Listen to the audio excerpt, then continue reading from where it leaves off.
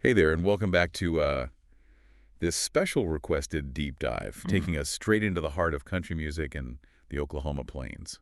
Really going deep on this one. We are. It's Toby Keith, but not just the music. Yeah. It's more than the hits and the persona this time. Going beyond the stage. Yeah, this is about his 160-acre estate in Norman, Oklahoma, his home until he passed earlier this year. Yeah, what a home it was. I mean, talk about a statement. Right. $3 million worth of everything Toby Keith valued, family music and those Oklahoma roots. You really can't separate the man from the land, can you? Yeah. I mean, Toby Keith, born and raised in Clinton, Oklahoma, you always hear that pride in his music, but Always there. yeah, this estate, this is different. This feels like where the music was born. Yeah, it's like you said, how can a physical space reflect someone's soul? And I think this estate with that sprawling 10,000 square foot mansion, which by the way underwent a huge renovation, it was finally completed in 2022. Oh, wow. It's described as a contemporary take on a classic ranch home, which is pretty much Toby Keith's whole deal. It really is, right? You've got the down-to-earth Oklahoma boy, but he's a global superstar. It makes you wonder which side of him had more say in the design. Oh, that's what makes this so interesting. Like, you walk into the main living area, soaring ceilings, huge windows, framing those Oklahoma sunsets. It's grand, but there's warmth to it. Right. And then there's the kitchen commercial-grade appliances.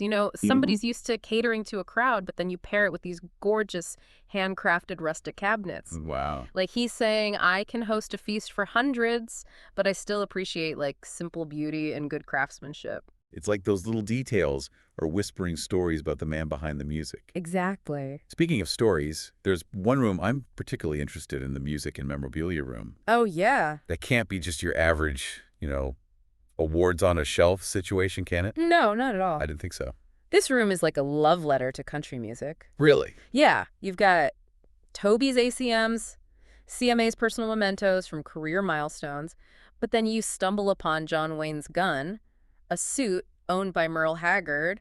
It's like a museum curated by Toby Keith himself. That's incredible. Yeah. You could really picture him not just as a performer, but as a student of the genre. Oh, absolutely. Rooted in it. He was all about country music. And it makes me think about another iconic space on his property, his personal bar. Of course. I mean, the man saying, I love this bar. How Yeah. could he not have one? Right. It's practically mandatory at that point. And I bet it wasn't just any bar, right? Oh, no, this was Toby's sanctuary of good times. What do you mean? Imagine hundreds of bottles of wine.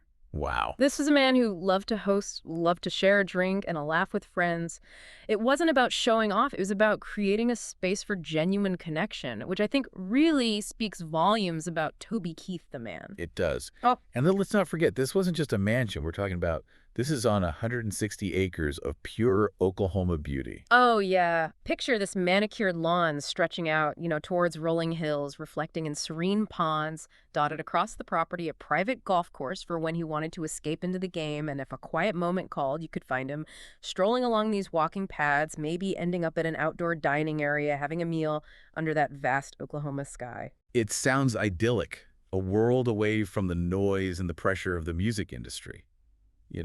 Almost like he designed it as an antidote to the spotlight. Precisely. And, it really contrasts with his Nashville property, which was smaller, much more urban, Oh, really? Oh, yeah, the Oklahoma State. That was his retreat, his connection to the land, that made him who he was. It's interesting, though, because he chose to keep both. You'd think someone so connected to their roots would shy away from the city, but Toby seemed to embrace both worlds. He did. And don't forget his other ventures, Big Machine Records, his restaurants, merchandise lines. Toby Keith was a businessman as much as he was a musician, always exploring, always building. It speaks to a certain drive. Yeah. A refusal to be put in a box. Exactly. A man of many passions, many talents. And the Oklahoma estate, while undeniably special, it was just one piece of the Toby Keith puzzle. And speaking of pieces of that puzzle, there's one aspect of Toby Keith's life we can't ignore, one that sparked a lot of controversy and divided a lot of opinions. Oh, boy. Yeah. Yeah. This is a big one. Yeah, we're talking about his feud with the Dixie Chicks. Oh, yeah. That cast a long shadow, even as his career went on. It did. It did. It's hard to overstate how big that was, especially back then in the early 2000s. Oh, yeah. You had Natalie Maines calling out his song, courtesy of the Red, White, and Blue, Oh, well. saying he was ignorant, and things just kind of exploded from there. Yeah, it was more than just disagreeing about music. You know, it was something deeper in country music, maybe even America at the time. Yeah. This clash of values, political leanings, it got really personal, really fast and very public. There were doctored images at concerts, angry words in interviews. Mhm. It felt a million miles away from that peaceful estate we were just talking about. Right, but maybe it isn't. Think about Toby's music, his themes. Patriotism, standing your ground, loyalty. The Dixie Chicks thing, whether you agree with it or not, it showed those weren't just words to him, you know? That's true. They were beliefs he'd fight for. It's like the estate, even with how peaceful it sounds, it was built by someone who knew conflict, who wasn't afraid to stand up for what he thought, even when it got messy. Exactly. And it goes back to being genuine. Toby Keith, the country star, and Toby Keith having a glass of wine with friends at his bar, they were the same guy. Yeah. He didn't hide who he was, even if it ruffled some feathers. It's a good reminder that even our heroes are complicated. Right? They have layers that don't always line up neatly. Right. But maybe that's what makes them relatable in the end. Yeah, I think so. And it comes back to why we're even doing this deep dive on his estate. You know, that's it's right. not just about acres and square footage. We're seeing the values of someone who really represented both country music and how America itself was changing. It's funny how physical places like this estate become metaphors. It really is. The Oklahoma sunsets he put in his living room, that memorabilia room where he put his heroes, it tells a story. Every bit of it.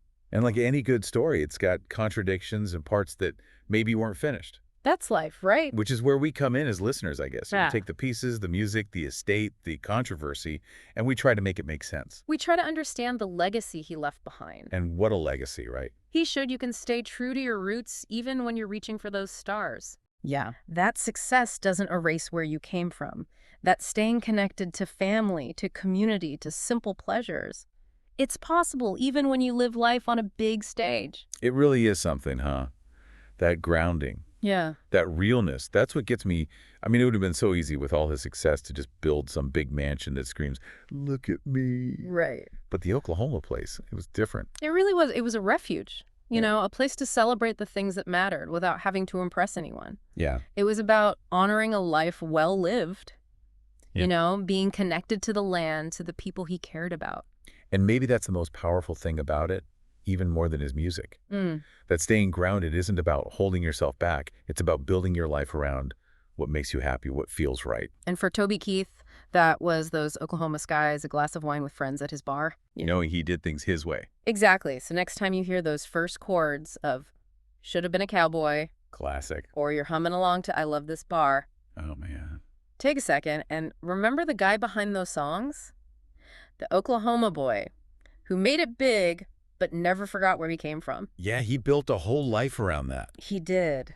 And, you know, in the end, it's those stories, those peeks behind the curtain that really stick with you. It's true. Toby Keith's music, that's always going to be a part of country music history. Yeah. But look at his estate. It shows you the man behind the music, the depth he had. And that's what these deep dives are all about, right? It's what we love to do. We peel back those layers, we find the hidden stories, and suddenly we get it. You Yeah. know, we understand these people, these places that shape the world a little better. Makes you think. It does. Until next time, keep exploring, keep asking those questions, and keep on diving deep.